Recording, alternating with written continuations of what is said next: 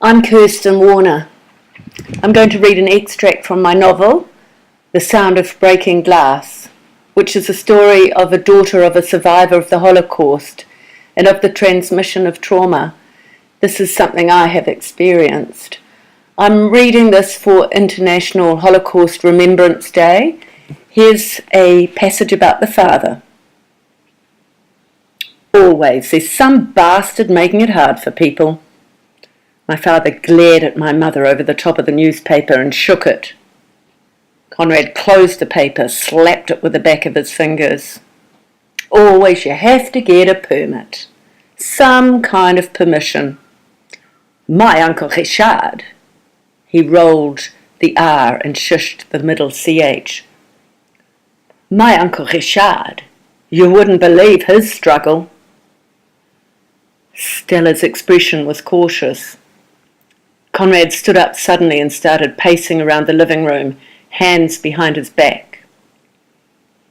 He had a passport. His wife had a passport. His children had passports.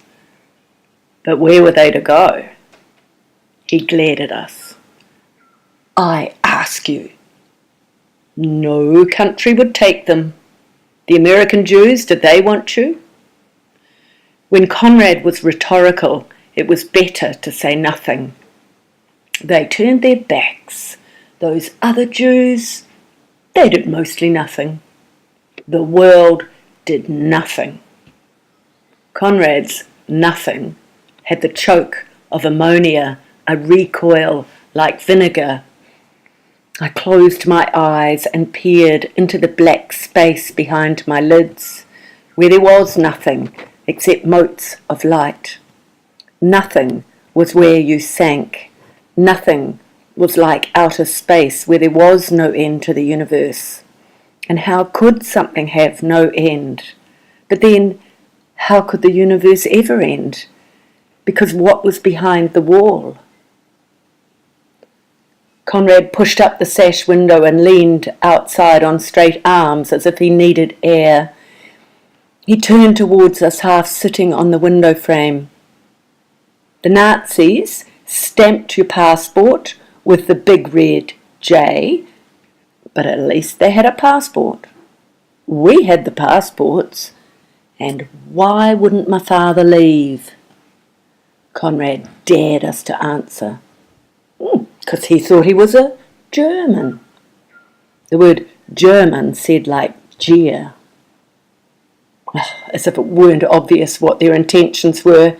He couldn't make up his mind to go until it was too late. Conrad sucked his teeth like he might remove them. I would have been off like a shot. He flung his arm up and away. I imagined my father like Tintin, crouched over his bicycle, pedalling like mad towards the border post and two small sentry boxes.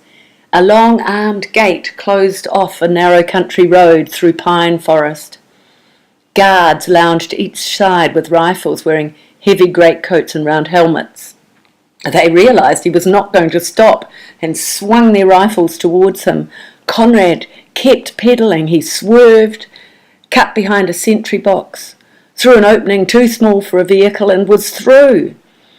Rifle shots pinged the road around him with sprays of gravel. Conrad the Invincible, bullets going straight past him, the guards in pursuit bawling, Achtung, Achtung, but they couldn't catch up and he didn't stop cycling, and then he disappeared around the bend in the road. Every day my father watched his brother Richard trying to get out all day, lining up, one consulate, one embassy, back again, lines at every last exit in Berlin, round and around every day, getting hungrier, poorer, swindled. I had heard this before, but I was always alarmed. What was I to do? How would you feel? You sell your good suit, you sell your good shoes, your overcoat, it's getting colder. It's the middle of the continent, the winds come from Siberia. You line up, and every day a fright, You live in a constant state of alarm. I can assure you there was hate everywhere, on the street, in every shop, in every face. You knew they would come for you in the end. One slip. That is all I experienced. Growing up in Berlin, every day of my life was humiliation.